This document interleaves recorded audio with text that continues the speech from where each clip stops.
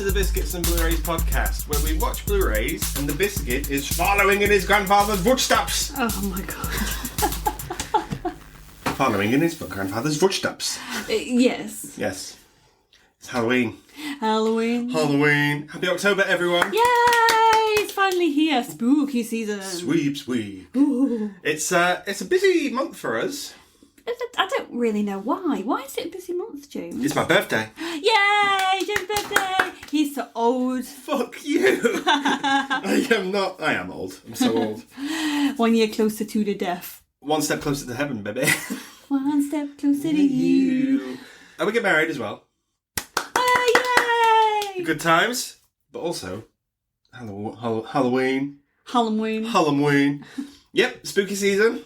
It's upon us. At last. It's the best time of the year. It's better than Christmas. I agree. I love this time of year. I thought I was expecting an argument because you love Christmas. Oh, I love Christmas. Okay. You've got something about to happen in Christmas. It's going to be so exciting in our household. Why? Sorry. What is it? It's got like a snowman's puked everywhere. No. Yes. Anyway, well, that's ages away. Mm-hmm. Spooky dookies. Yes. The 4 films we have picked this year, I think, are pretty good. That's because I helped pick them. Yeah. And that's the one I'm struggling with. Shut your mouth. We got Young Frankenstein. Woo! You've got your Corpse Brides. Woo! You've got your Five Nights at Freddy's. Woo! FNAF. I don't know why I'm oohing after everything. And we close it off with American Werewolf in London. Oh! But this is the Young Frankenstein one. Mm-hmm. Thank you. Why did we pick this? Because it's fucking good. People have suggested Young Frankenstein for a long time. I think maybe since our season 2. Yeah, it's maybe since I actually bought the Blu-ray and you posted it, finally. Yeah. You actually realised what good movies were. Excuse me? You are excused. Oh. Okay, go on.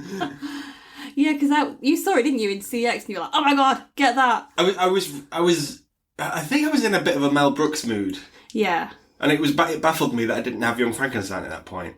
Well, now we have it. We have Young Frankenstein. Mm-hmm. So, we are big fans of Mel Brooks in this household. We are indeed. The reason we are together, technically, is Mel Brooks. It is. Great. He is a matchmaker. Not like the chocolate. Oh, okay. He's very minty. He's still alive. He is. As of recording, he's still alive. Mm-hmm. The producers, obviously, Blazing Saddles, of course, mm-hmm. and Young Frankenstein. I think most people would say those 3 movies are like the peak of his career. Yeah, I would agree. Which order would you put those? Ooh. It's hard because I think they're all smashingly good films. Okay. I can't put the producers as high as I want to. We're talking the original producers, by the way. Yeah, I can't, unfortunately. Right. I just don't think it's as good as you think it is. I think it's a masterpiece. Straight up. I think it's good, but I don't love it as much as you do. You prefer the musical, don't you? I really, really do. Yeah. And that's fair. But, no. I watched a lot of Young Frankenstein before we actually did the producers. I literally watched this film over and over and over again, and not the producers. Mainly because anyone who knows both properties, mm-hmm. and then they know the musical. I was lucky enough to be cast as Ula in the musical. Woo! Ula in the movie, the producers, is hardly there. She has like maybe 2 lines. And all she does is dance and shake around. Yeah. The character that was brought into the musical was basically a mix of that character and Inga from Young Frankenstein. Terry Garr's character. Yeah, so I took a lot of inspiration from her when I was piecing together my own variation of that character, and even her name in the musical is Ula Inga.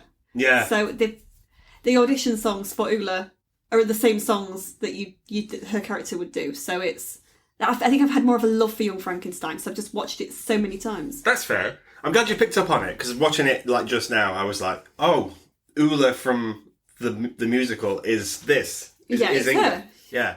Okay, Yay! great. Yeah, great. I don't think that's an accident. I think that is just to flesh out that character, because, like you said, the character in the original is wasted, essentially. Yeah. Yeah, good spot.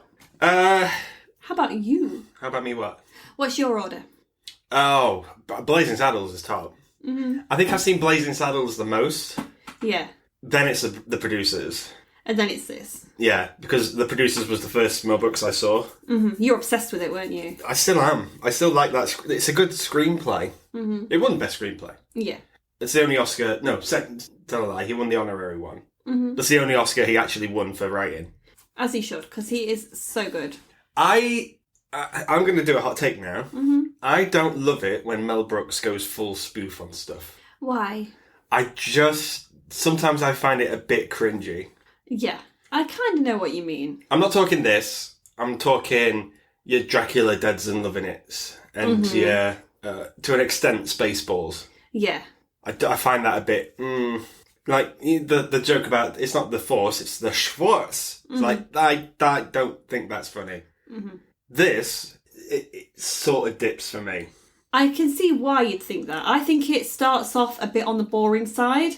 As soon as Igor's character is introduced, I think it takes a massive shoot upwards. Mm-hmm. And I think it's so great. And I love everything he's in is amazing. Yeah. And then it does dip towards the end. I see where you're coming from. I think it's great from the start, and then it just gets better and better and better up until the putting on the Ritz scene, and then it really dips, and the pacing just goes. Mm-hmm. I'm not sure why that is. I think probably as well because so far into this, they follow a very basic storyline of the original Frankenstein story. Mm-hmm. As soon as you get put on the Ritz stuff, that's nowhere near. Victor and the monster weren't friends. There weren't anything like that, really. So I think because it then has to go off on its own quite a lot. Yeah. And that maybe is where it struggles because it can't draw on its source material quite as much. I don't think it maintains the momentum. No. I think it gives up quite quickly. I don't think it's a bad film. Yeah. I think there are still jokes in that latter half where I think, okay, that's fine, that's a good joke, but I just don't laugh as much as I do in the first 2/3. Yeah. Because it's a good first 2/3. Gene Wilder. We like him here. He is sexy. Now... Yes. You have... Okay, we address the elephant in the room. Get out of here! Anyway, you fancy Gene Wilder. He's sexy. Yeah, I get it. He's a sexy, sexy man. In this? Yes. He does a lot of Gene screams, though. He screams a lot in his movies. Do you not find... Okay. Do you not appreciate the Gene scream? Sometimes it gets a bit much. It's like, Gene, calm down. He's turning it up in this one. Yeah. Yeah. He did it in The Producers, though. Mm-hmm. But I think it's overdone in The Producers as well. You won't agree with it because you really like the character of Leo. I do get it, yeah, because he does scream a lot, but he has to because he's bouncing off Zero Mostel. Mm-hmm. Whereas in this, he is the driving force. Yeah, I think that's what I've lovingly called them now. They're Gene screams. Yeah, they're a bit of a trademark. Yeah, you can't help it. I like it when Good day, sir. Yeah, that is the peak Gene scream. Yeah. Yeah. I like him when he shouts, though. Mm-hmm. But you fancy him in this? How's his hair? His hair's a little bit all over the place. He could do with a little bit of a... But when it is down... Tresemme. When it is down, then it's wavy. Oh, love me a finger curl. Are you there for that? Beautiful. How do you think his hair is? Okay, let's go through it. His hair in The Producers. Oh, it's all over the fucking place, isn't it? Yeah, it's not peak, that one. No. His first movie, let him off. Yeah. His hair in Blazing Saddles. One up from The Producers. You think he's sexy in Blazing Saddles? Yeah. It's dirty, isn't he? Yeah, a bit rustic. We like it. Yeah. He's got that 5 o'clock shadow going on. Yeah. What about in Willy Wonka, though? Peak. The sexiest. That's the sexiest. Love me a top hat. Oh, wow. Like me a man in a suit. Okay, good. You've got it. Let us know what you think. Your sexy Gene Wilder rankings, people. I remember one of the first reviews I put on Letterboxd was about this film, and I put, is Gene Wilder sexy in this? Yeah, he is. And it's the most likes I've ever had on any of my posts. You got 2 on that one, did you? Yes! Shut your mouth. I got more than 2, guys. I probably got about 4. Woohoo! But people liked it, and that's all that matters. I think people agree with you. I agree with you. Okay, why not? Was you jealous? No, I can't be. Because he's a god, Gene Wilder. He's a role model. I appreciate. That's all I have to say about that. When James cries himself asleep later on? Sorry. Mr. Wilder. He wrote the screenplay. It was his idea, essentially. Mm-hmm. His agent went, okay, what about this project for me, for you, Gene Wilder, Marty Feldman, and Peter Boyle? And Gene Wilder was like, oh, that's a random group of people. Why is that? And he said, and the agent said, I represent you, Marty Feldman, and Peter Boyle. Yeah. So Gene Wilder wrote down on his notepad, Young Frankenstein. I think he got the idea from an old movie. Probably Frankenstein. Yeah. And it wasn't until late that Mel Brooks came on, because he was doing Blazing Saddles at the point. It's a love letter to the old Frankenstein black and white stuff. I adore the fact that this is all in black and white. I can see why some people might put it on and get turned off by it if they don't like black and white movies. But I think it's fabulous. Mel Brooks argued with the studios. They said, this can't be in black and white. That's ridiculous. We're selling colour TVs now. Stop doing that. And Mel Brooks was like, if you change it into colour, I'm not making this movie. And yeah, I'm glad that he stuck to his guns on it. I think he had a lot of power in Hollywood.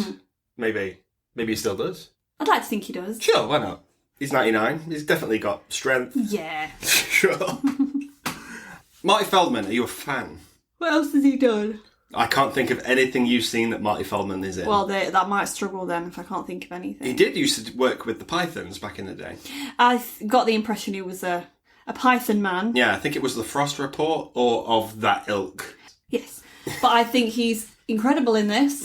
I think he's so funny. This film wouldn't work the way it does without him in it. I think this film is just a combination of stuff coming together really nicely. Yeah. Because Marty Feldman, no offence to him, but he looks the way he does. That is perfect casting. Yeah. And it also helps that he's fucking funny. Yeah. He's hilarious in every bit of this that he's in. Gene Wilder said that Igor, is the heart and soul of the film. Do you concur? Yes, 100%. Excellent. Let's move on. Terry Garr, first movie for her. That's good. That's good times. Sexy.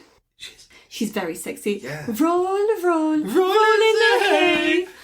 She went on to be... She was in Tootsie. Have you seen Tootsie? I haven't. It's quite good. She went on to be in Gene Wilder's actual bed. Jealous? What a bitch. Oh, for a brief stint. Was that pre-Gilda Radner or post-Gilda Radner? After. Okay, cool. Yeah, because she thought that he was having an affair with the other lady in this. Madeline Kahn. But he wasn't. He wasn't having an affair with anybody. And then after they broke up, he ended up getting with Terry. Wow. She was really the one she should have been worried about. Absolutely. Let's talk of Madeline Kahn. I think, you've seen Blazing Saddles, so you know how that goes down. Have you seen the movie Clue? I haven't, and I feel like that's really up my street, because I love me some Tim Curry. Yes, and it's a murder mystery. It's a banger, but Madeline Kahn's great in that. She's good in everything I've seen her in. Yeah. Which is maybe like two more other things. Wow. Probably. I guess in. Good comedic talent. Yeah, she's good in this. The sets. They were borrowed from the actual Frankenstein. Old-timey movies. I love that, though. Gives it that authenticity that one would expect from a Frankenstein movie. Even though it's in black and white and it's supposed to give off that kind of gothic horror, none of it's scary. Oh, I don't know. I don't think it is. It gives off... It's really light-hearted stuff. It is. It could never be scary, though. No. I don't think... Well, do you think they're connected? Do you think this is a sequel to Frankenstein? No. I think it is. It might be written as one, but I don't see it as one. No. I think that it's like a multiversal thing. I think if there is a Frankenstein and then there's this thing, because of the bolts in the neck and stuff. Yeah, there's multiverses everywhere now. Why not with this? Boris Karloff, is that the guy who played him? Yeah. Peter Boyle's in this. Good times. I don't know any other Peter Boyle work. I think he was in The French Connection. I don't know. Okay. Have you seen The French Connection? No. He's connecting all the French people in it. I see. I don't know if that's true. I love that the first bits, up until, the bits that you don't like with the lab. Yeah. When he's doing the speech in the... Oh, and he stabs himself with the scalpel. Yeah. That's essentially laugh-free, I think. There's the joke that opens the movie with the skeleton. Yeah, I like that bit. Yeah, me too. That sort of sets you off, that one. It's like, okay, this is what we expect. But then I think that whole scene in the laboratory is really well written. It's well written, but for a comedy, I feel like it's flat. Especially because it's in black and white. It doesn't feel very interesting. And again, it's just a lot of Gene screams until he stabs himself with the scalpel, and then it gets interesting again for me. I see what you're coming from. This is a spoof of the whole Frankenstein story. And the whole Walk This Way bit and the Frau Blucher bit, which we'll get to. That is spoof. Whereas this is just actually well-written material. Like, the real world stuff isn't quite as zany and stupid as where he's about to end up. Yeah, and it's even though it is an experiment, because they put that clamp on the back of that guy's neck and he kicks him in the nuts. Mm-hmm. I think that is funny. I didn't find it funny. Okay. But I saw the jokes were there, but to be honest, I was waiting for that bit to end. Okay. It's up until he gets onto the train, isn't it? Yeah, I think it starts from when he says goodbye to Madeline Carr. Madeline, yeah. And she's like, and he goes to kiss her, she's like, no, not my lipstick. Oh, no, not my hair. Even goes to grab the back of her dress and her nails, and she's like, no, no, no. Mm-hmm. And eventually they rub elbows. COVID style. COVID style, yeah. That's ripping off Brief Encounter, is it not? Yeah, I think so, yeah. Yeah. But I like the bit where he blows the kiss to Madeline Carr and she's just like... Yeah, she gets choked up by all it. That makes me laugh so much. And then, she gets choked up. Off to Transylvania. Transylvania? He's on a train from America to Transylvania. I don't know how easy that is, because... Where is Transylvania? Is it in Europe? It's German-esque, isn't it? Because everyone's got the accent. Yeah, I think it's around that area. But is it not a German region of America, perhaps? No. Is that a thing? No. Fuck me, I wish I'd stayed at geography for a bit Yeah, longer. so do I. It was like, on the next lessons, we'll learn where Transylvania is. And I just went, nah, I'm going to do fucking drama, mate. Don't worry about that. I'm going to go do drama so I can have a podcast when I'm older. I'm going to pretend to be a tree for a few years and see if that works for me. Did it? No. This is why I have the podcast. Yeah, Igor comes in and injects a new life into it. I do agree. Yeah. As soon as he's on screen, I think he's so great. I think it's because the joke is like, he starts with that voice that you expect of an Igor, and then he drops it immediately when he's like, oh no, it's Frankenstein. He's like, you're having me on. It's good times. The walk this way joke is the funniest joke in this movie. Do you know what? I didn't laugh at that the first few times I've seen it, but then when you pointed it out in this time, I was like, oh my god, that's so good. Why is that? Oh, do you know that joke from the producers? Yeah. Right. It's from this. I didn't know that. There's a few lines in the producers as well that are taken from Blazing Saddles. Oh, okay. I think you'll know them if you hear them. Yeah. Yeah. I think he's basically done his own... You can copy your own work, Mel Brooks, because you do what you want. Do whatever you want. You're the master. You can do whatever you like. I love this cast, straight up. It's a good ensemble. Everyone's having a good time. Yeah. Does it show? Yeah. 100%. And all the bloopers and stuff that we just watched after the film, you can really tell they were having such fun with it. I think Gene Wilder said in interviews that this is the film he's had the most fun on. Because it must be tough, though, doing a screenplay. Mel Brooks came in and sort of changed a few things. But it must be hard to go sort of let your guard down a little bit. Because it is your baby. It is, but then he was able to really have fun with it and be like, this is a character I've created. I can play it however I want because it's what I want to do. I think all those people trust each other as well. Yeah, 100%. Which I think you really have to do in comedy. I want to talk about my favourite character in this, and you won't agree. Okay. You like Igor, don't you? I do like Igor. Okay. Mine's Frau Blucher. Every time she said anything, you were giggling. Now, Cloris Leachman, I don't know what TV show she was from. Well, she's an Oscar winner. Okay. She won in 1972 for The Last Picture Show. Okay. Which is a very important movie if you are an actor.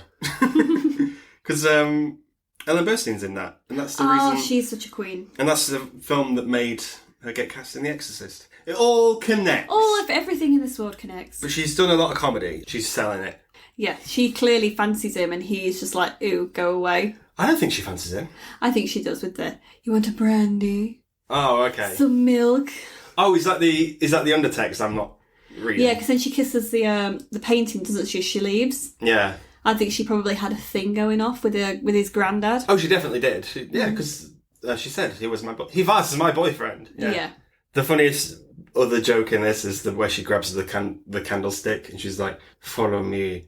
It's like, stay close to the candles. They will keep you safe. And they're not lit. Yeah. You don't find the one with the horses then funny? Luca. I found it funny the first time and then I was like, okay. Then you get it. Then you get it, yeah. But the bit with the candles just always gets me. And then she's asking him for drinks and stuff. But it's the way she turns and she moves her body. Have you seen what her eyes are doing in that? Yeah. She's sort of turning very slowly. She's not looking him in the eye. I assume it's because... She's trying to look demure and... Yeah. and sexy. But also, I think they're trying not to laugh, maybe. Mm-hmm. Maybe. Yeah. It's a few times you can tell that Jade's trying not to laugh. And I like that. Yeah. I don't think... Do you think it's unprofessional when actors laugh and break and stuff? I find it quite endearing. I do. But I wonder how crew feel. If they've had a long day and they're trying to film something and they're like, for fuck's sake, guys, stop laughing. Sometimes I do get second-hand embarrassment for them. Yeah. Yeah. Because we've been at rehearsals when people have been laughing and we just want them to move on. Just carry on. And that's not endearing. Yeah. So I can see it both ways. Absolutely. She's playing it straight as well, Cloris Leachman. I love it. So I think she's great in this. Yeah. But I do think Gene Wilder's good in it as well. So it's I wouldn't say it's Oscar-worthy. No, I think he's really good in this, but he doesn't steal the show for me. Igor steals the show. Okay. But that's a safe performance, I think, Igor. Yeah. It is, but I think that he has some of the best written stuff. He gets the stupider stuff. Yeah, but I think it's the more comedy stuff, and it's in the Mel Brooks verse. Yeah. It's the real comedic characters that people remember the most, is what I would think. Yeah. I mean, if you think of the producers, most people's favourite characters is going to be Franz, I would have thought. Are we talking the original again? Yeah. I don't know. I think you do, because I think he's just so eccentric and so out there when he's singing in his apartment. But that doesn't mean that there's no stupidity from the other people. Yeah, I mean, they all connect together, but I think that people tend to gravitate more towards those comedic characters. Yeah, that's fair. Okay, yeah. Speaking of Franz, Kenneth Mars, good to see him again. Yeah. I've seen him in 3 things. He's so dumb in this. I love it. I think his character's so stupid. It's a good physical performance, though. He didn't really get a chance to do that in The Producers. That was in the words and the accent and whatever he was doing. But here, he's got one wooden arm.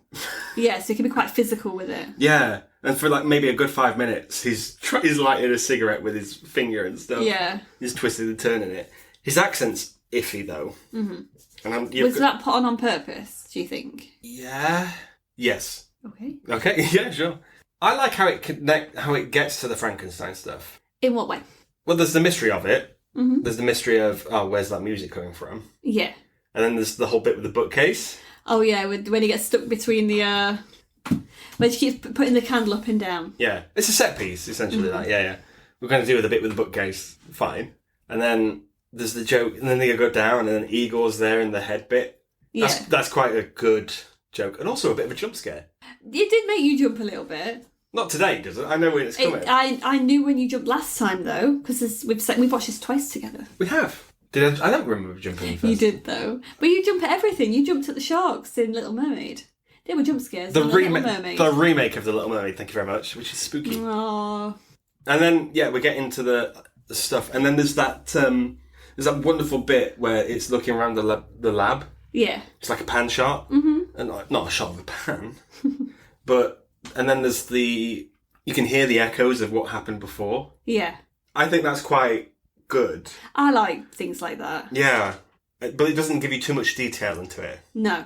Nor should it. No, because it wants to stand alone. It does call back a lot to a previous Frankenstein story that would have happened in the past for his character, because he doesn't want to be known as Victor Frankenstein. He wants to be known as Frankenstein. So clearly something's happened. Yeah. But we already know that story. We want to see something fresh and different, and I think it does bring something a bit different to it. I think it works that this is an amalgamation of maybe 3 movies. We get all the Frankenstein stuff, then it's a lot of The Bride and Return of Frankenstein, I think is the other one. So I think that it's grabbing and pulling from bits that you recognise, but also... with costume, definitely, as well, I'd say. Do you like the design for the creature in this? I do, because he's weird enough to look creepy that people would be genuinely scared of him. Yeah. But the creature in the book, in the other movies, he's made out of different body parts. The idea is that Frankenstein's on the rob, and he's just grabbing different things. This time it's just one person he's gone for. Is that why Frankenstein is so tall? Is because it's an amalgamation of all these different bodies? Okay, that's quite good. This doesn't do that. No, it's just some hung criminal from the looks of it. A 7 foot tall. Which what I don't understand is that he would have been in that town. Yeah. People would have known him surely because it's small. How do you not know that that's that person walking back around again as the undead? Can you imagine the fucking police lineup? Yeah. Because back in the day, I imagine people were shorter. That's a fact. We know that. Yeah. And then there's one 7-foot guy just walking through town who happens to be the criminal. Yeah, that one person, yeah. Yeah. Who was probably jailed for strangling a chicken or something like that. Can you tell me in detail who robbed you? I was like, yeah, he's 7 foot tall. Oh, right. Okay, Yeah. it's Mark. All right. Oh, yeah, Mark, let's go get it. Peter Boyle, this is quite an understated performance. Mm-hmm. And I think it's very subtle in the best possible way. Yeah. It's all in the eyes and the moans. Yeah. Yeah. And it's always with the character of Frankenstein. Usually because his character doesn't really do much talking. Doesn't do any talking, does he? Well, in general, in the original source stuff. I think he does eventually. Oh, okay. When he starts to learn. Ladies and gentlemen, the record show that we have not read the book. I've read the book. I asked you if you'd read the book and you said no. When was this? Earlier. I have. I said, have you read the book? And you went, no. I don't remember. It's really late and I've done a full day at work. Oh, baby. It was early when I asked you, though. But I have read the book. Okay. How does it go? Which bit? What do you mean, which bit? Like, Bit the of book in general? It's been a very long time since I read it, by the way. When did you read it? I read it at school. Oh, We okay. had to do a comparison between Frankenstein and Dracula. One's a vampire, one's a Frankenstein. What? We had to pick, one's a Frankenstein. One's that we had to pick a topic and compare the novels on that topic. Oh, okay. Well, we did a similar thing, but we did it with movies. Okay, We so did. you had a bit of a better time then. Well, we watched stuff. It was a lot quicker. We did The Others and Jeepers Creepers. Okay. And they had to send letters home because Jeepers Creepers was a 15 and we were all only like 13 or 14. Oh, I see. Yeah. Side point, my sister cried when she went to see Jeepers Creepers. Great, okay, moving on.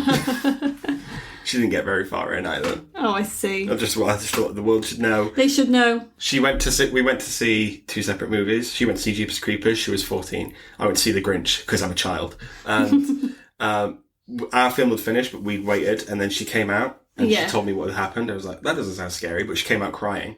My mum, who brought her out, went back in to finish the movie. Yeah. So I was waiting. I watched it much later on. Mm-hmm. It was maybe 15 minutes into the film. Nothing had happened. It was just all the bit with the truck. I guess she's scared of traffic. Understandably. Okay, great. That's just a side point. I think you all should have known that. Yeah. Yeah. How does it? Is it a good read?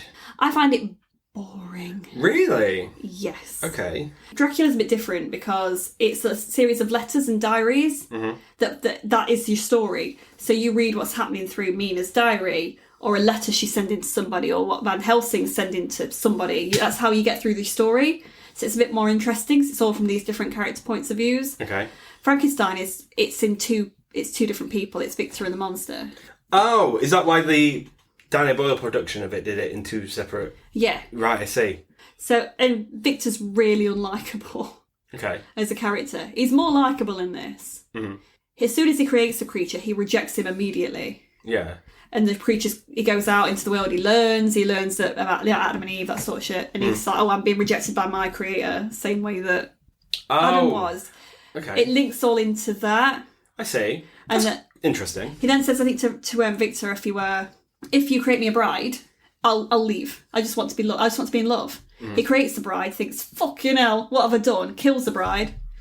So the monster gets his revenge by killing Victor's wife on her wedding night. Oh, okay. And then he chases the monster out to sea or something like that, and that's where they both die. They both die? Sorry, guys. Spoilers. Spoilers. They both kill each other, basically. Yeah.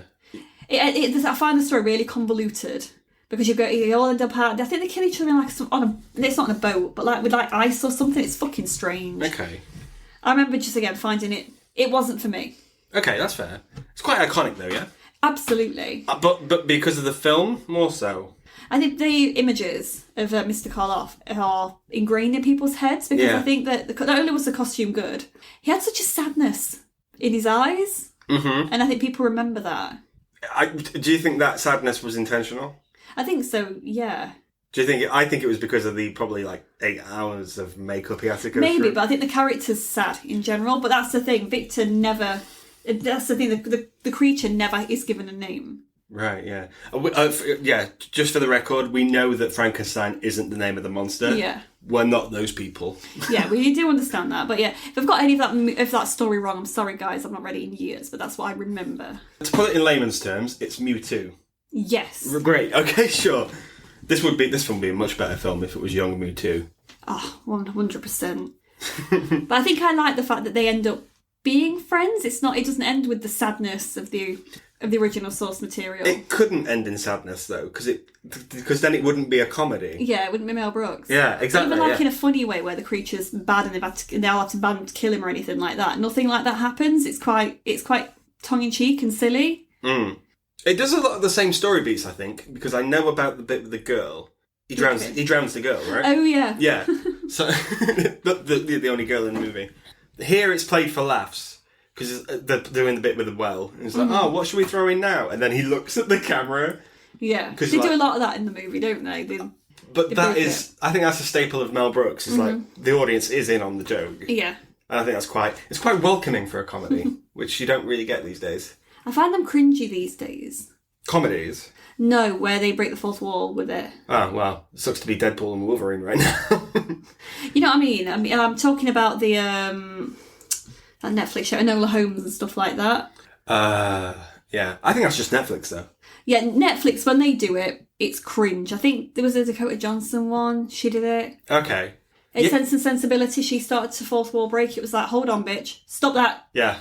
You have to be Mel Brooks or Deadpool to get away with that shit. Yeah. Yeah, okay. That's fair. But it's good. Mm-hmm. The bit with the blind guy. Now... That's from one of the movies, I think. The blind guy gives him soup. And but here it's Gene Hackman. Plot twist, it's Gene Hackman. Are you a fan of Gene Hackman? What else is he in? The Birdcage. Not seen it. The French Connection. Not seen it. Superman. Which one? All of them. Not seen it. You've not seen any Superman movie? No. The old Christopher Reeve one? No. Okay. Well, he's not done much recently. He is still alive. Oh, that's really good. Yeah. He plays the blind guy in this, and Gene Hackman he's got charisma and stuff. Lex Luthor, thank you very much. But it's weird that he's in it, but he's good at it. I'm glad he's in it though. Yeah. Because he has some good little gags in this. The bit with the soup. Yeah, he goes to give the monster some soup, and he gets it all down him. And it was at that point I noticed that the monster didn't have bolts in his neck. He had a zip. Yeah. I just thought, that's fucking stupid, Mel Brooks. Yeah, and then he lights his finger on fire. And I like that takes a beat before he realises. Registers, yeah. Yeah. And then it's the typical riot stuff that you would associate with a Frankenstein movie. A Frankenstein movie, yeah. With the whole like villagers with pitchforks and fire, yeah. Not until the musical number. Mm-hmm. Which Mel Brooks and Gene Wilder, two Genes, Genies. Yeah, Gene Wilder, they fought on that because Mel Brooks thought it was stupid. Mel Brooks didn't like it. And Gene Wilder was like, this is great, you cannot cut this, whatever. They really got into a heated debate. Yeah. And then Mel Brooks went just out of nowhere, just went, okay, great, it's in. And Gene Wilder was like, what are you on about? Well, we've just put me through all that and you just said it's in. He's like, yeah, because I know you wouldn't have fought for it if you didn't think it was funny. If you didn't believe it was good, yeah. Yeah. And I just think their relationship's really good. Mm-hmm. It's bonkers that they've not really made many films together. I'm guessing that they've always been busy, haven't they? Doing different things. I think they both took off. Mm-hmm. The producers, of course, was like when the first time they worked together. Then it was Blazing Saddles and this, but I can't think of another time they've ever worked together. No. Because Gene Wilder went off to do all the Richard Pryor movies. Which you don't really like, do you? I don't love Richard Pryor. I do like See No Evil, Hear No Evil. Because I think that's quite funny anyway. But Mel Brooks went off to do Spaceballs and Robin Hood, Prince of Many Tights and things. Yeah, it's a Prince of Thieves then. I nearly did, yeah. Look into your heart. What a different film that would have been if Alan Rickman had been tap dancing. Mel Brooks is the producer on The Fly. Okay. Did you know that? No, because I've never seen The Fly. You've never... Oh. It's good. You like a body horror film, though, don't you? This is at the point where we tell everyone to go see The Substance. Yes, guys, please go see that film. Very off topic, but it's fucking Very good. off topic, yeah. Of all the Frankenstein stuff, have you seen many of the movies? I've seen the Kenneth Branagh one. How is that? Because I've never seen it. I think it's overacted. Well, that's Kenneth Branagh, It's aesthetically gorgeous. Okay. It's beautiful. It's quite gothic, is it? Oh, yeah. Yeah. And the performances in it are good as well. Didn't he? Obviously, well, that was the movie where he was cheating on his wife. We all know about him cheating on his wife. It was that movie. Oh, dear. I really dip off after the musical number in this. I just don't think it brings the laughs. No, because it starts getting a bit more... We get more of a love story then appearing in it with both characters, with both the monster and with Jean. It introduces a love triangle quite late on. Mm-hmm. And at that point, I just think, well, no. And I do think it wraps up very quickly. Yeah. The big punchline for this entire movie is, it's got a big dick. Mm. And I don't love that. Because he's a big man, he's got a big penis. Yeah. They made the joke earlier in the film, but now it's like, oh, okay. Now you've got a big dick. Even bringing Madeline Kahn back, I don't think saves it. I know what you mean, but I think she's funny when they do have sex and she starts singing. Yeah, and that joke comes back later on as well. Yeah, I can't help but like that. The problem is, I think the one that really gets the most laughs, and I think everyone can agree, is Igor. Mm. But he's not... Maybe that's the problem. He doesn't really feature quite as heavily as he could do. Yeah. Because they're focusing too much on these other characters, because Madeline's back, the creature's got his own little storyline now with her. Yeah. Obviously, Jean is going off with Terry, doing their thing. Yeah, even Frau Blucher's not in it as much. So we miss those comedic characters, we don't really have as much of. Yeah. And that kind of sucks. Mm-hmm. And it's weird. There's a bit, the whole the sedative joke. Mm-hmm. There's a big chunk of dialogue cut out of this. It's in deleted scenes. That scene goes on for about 10 minutes where he's being strangled before they get to the charades bit. And that's why it just cuts to a shot of Terry Garr just going, for no reason. Mel Brooks knows how to cut stuff out that doesn't work. Mm-hmm. But I think some stuff is slipping through the cracks towards the end of this movie. Yeah, that it could really have been edited a bit better. Yeah. Or add in some more Igor. Yeah. Maybe that's what every film needs. Every film needs an Igor. Yeah. What film would you think would be improved by Igor? The Avengers. Oh, okay, cool. Saving Private Ryan or something. Watership Down. Yeah. Watership Down, yeah. Those important classics. I like the joke about him not touching his food and then he touches it. He goes slap, slap, slap, slap. There, now I've touched it. Now, my favourite joke in this is when they first try to bring the body back to life and it doesn't. And he says, we're going to go leave with quiet dignity. And as he leaves, he then turns around and goes, you son of a bitch, and starts fighting him. But that's a Jean scream. It is, but that's one of my favourite jokes. And then he's like, I do not want to live. I don't want to live. It's been so dramatic. Yeah. You have to drag him off. I like the bit where... I do like the darts game with Kenneth Mars, who is... what's his name? In Officer Kemp? Yeah. Because they're playing darts together. And he says, he answers the door and he's like, I'm going to have to deal with this and I'm going to put on a brave face. And then he's just completely overacting in the next scene. He's like, ha! Monsters! Just playing darts. But the bit where they're all missing is distracting him from the darts. Wait, because he keeps shouting really loud as he starts to throw his dart. Yeah, you are a Frankenstein. Yeah. Right, and then you hear the cat go, Rawr! Mel Brooks, that's a Mel Brooks cameo. Mel Brooks just doesn't like them cats. Confirmed. I think any of his films where there needs to be a cat being injured, he just does. We don't like that on this podcast. We don't like it, but we understand that he does it. He has to do it, yeah. This is a pretty solid film, though. I agree. In terms of comedies. Yeah. If there isn't a joke for you that works, there's going to be one 10 seconds later. Oh, I agree. There's going to be a character that you really like in this.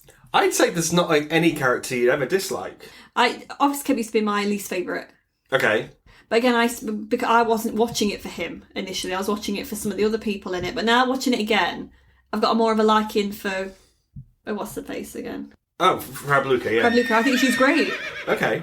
Watching it again, but first time around, I'm thinking, God, this is cringe. Yeah. Ovaltine. Yeah. So I think it's one where I've grown into some of the characters, but as I've grown into some of the characters, some of the jokes aren't hitting like they did. That's fair. But I think the nature of comedies doesn't work that way anyway. Yeah. And we did watch this quite recently anyway. Last year, James. Well, recently in the history of the world. I'm not, that's... Ladies and gentlemen, that was last year. It was last year. But, and that's recent to James. But in eternity sense, like, that's not a very long... No. Okay. It's not a long space of time, that's what I'm saying. Like a whole year, though. I know it's a year. How many days is that? 365. 366 if it's a leap year. And that's it. It's a very long time, that. Or is it 300? Quite a I don't know. But you see what I mean? I think if you watch a comedy again and again and again, you get used to the jokes and you don't laugh as loud as much. Yeah. Do you want to know something cringe? Always. I used to watch people react to this on YouTube. What do you mean? I used to watch videos of people watching this. What do you mean? You know, you can watch people watch something, a bit like Gogglebox. Yeah. So I used to see what jokes they would laugh at. What jokes would they laugh at? Everybody loved the roll in the hay one. Putting on the Ritz always got a laugh. Yeah. Most people thought Eagle was funny. Uh-huh. I was surprised by the number of people that didn't like him, though. Eagle? I thought that he was creepy, yeah. It's the way he looks. He's a weird-looking guy. But I think he's great. He's great.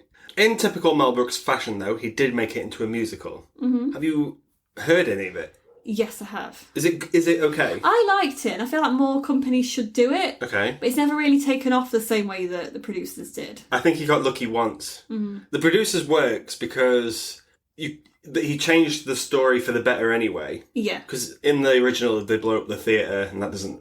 Yeah. No, it's not fun. That's not like that funny. But in the other one, they go to Rio, and it's a big thing between the two of them. Mm-hmm. Whereas I imagine they've kept Young Frankenstein more or less the same. Again, I don't remember much from it other than what I was reading back in 2022. Mm-hmm. But I remember thinking, it's just not the same because the producers feels like it's for the stage because it's a show about a show. Yeah. This didn't quite hit the same way for me. Mm-hmm. Okay. It had Roger Bart in it for a bit, didn't it? As it should. Well, great. Any musical should include Roger Bart. Most musicals should include him. Absolutely. Yeah, I don't think it was as well received as the producers, which won the most Tonys ever. Yeah. And this one maybe like 0 Tonys.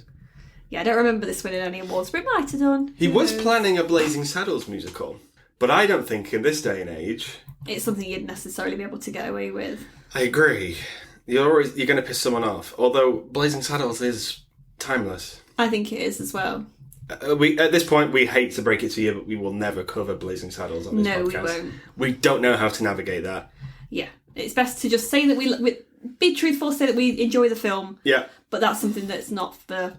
It's not for the Biscuits podcast. It's not for the podcast, no. But Young Frankenstein is, and that's what we've talked about. And we love it. We love Young Frankenstein. Is it a perfect movie? No. Is it near perfect for you? No. No, I agree. It's above mid. It's better than Space Jam. Great. Okay, well, let me ask you again. Was it better than Space Jam? Yes. Okay, good. Yeah, it is. But it's not his best work. No. But there are some of his best jokes. I agree. And he's got some really good performances in it, and you can't not love it. And I think that it's a perfect movie to put on around this time of year. It's a good gateway horror. I think so too. It's not scary. Whether or not to keep the attention of younger viewers, I don't know. I think the black and white puts people off. Maybe, but I think if you stick with it, you'll find something to like with it. It feels like it's timeless humour anyway. Because the silly stuff, we're not bogged down with like what's happening with people's iPhones and stuff like this, and whatever. This is me going full bloomer now. I'm not happy about it. But I think those jokes could work no matter when you watch them. Yeah. I think that's why this one works so much, and not Spaceballs, perhaps. Yeah, because you're not having to rely on pop culture-y references. Absolutely, and even if that's what ages things. And even if it is pop culture, it's pop culture that you sort of recognise, but you don't. Yeah, I guess I don't know. Well, some of it's really timeless. Yeah. And I think that's the problem. I feel like Deadpool and Wolverine is going to become very dated very quickly. I think it already has. It's today. I think it's today. It's come out on Amazon Prime. You sure? And I was talking to a colleague of mine at work about it, and I was trying to talk to him about it without being spoilery. And I remember thinking, I don't want to see that film again. You wouldn't watch that film again? Well, I will eventually. Yeah. But it's not one I'm in a rush to watch again so straight away, because I feel like all the jokes were very much Fox this and Disney that. They don't feel like they really landed. But that was old anyway. Yeah, 'Cause so Fox- that's what I mean. These sorts of things, really. Stop shoving loads of pop culture in. Yeah. It works if it's... Works for half an hour, then it's old. Yeah. It works for the first Deadpool and Young Frankenstein alone. Yes. Maybe even Blazing Saddles. I think the problem is that Young Frankenstein and Blazing Saddles, they're making fun of a genre of films. Whereas Deadpool and stuff is just being like, okay, remember this thing, remember that thing. It's Family Guy humour. Yeah. Which is going to age terribly. And it's later Simpsons humour, which already ages. Already is aging badly, yeah. Exactly. So, I don't know. I think fancy something that's still fresh, even though it's old.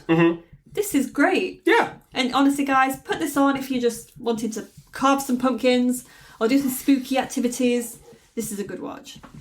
Well, you said it. You couldn't have said it better if I said it myself or something. Wow. I think I had a stroke. Yeah, okay, yeah, better than Space Jam. We both agree on that. We do. I think some other people will agree as well. I'd like to think they will. Yeah. What's next? Corpse Bride. Corpse Bride. Now, here's the problem. We are recording that in advance because, of course, we are very, very, very busy this month. Why are we busy this month, James? Because it's my birthday. Yay! Oh, and do I get to hang about it? Yay! Next week. It's the wedding special, isn't it? Yeah. Yeah. I will not be a corpse bride, though. Sorry. So, okay. But I can't play the piano like he does. Oh, damn it. I know. Good. Can we play that song at least? If you really want to. I can't even remember how that song goes. I don't know. Can you play that song? That song? I don't know. Don't worry about it. Okay, cool. Yeah, so it's Corpse Bride and then it's FNAF. FNAF. It's FNAF. Have we got a guest on that podcast? Yes, we do. Exciting. But we'll tell you more about that when it happens. Yay! Okay. Thanks for listening, guys. Have a spooky time. Spooky season. Ooh, goodbye. Bye.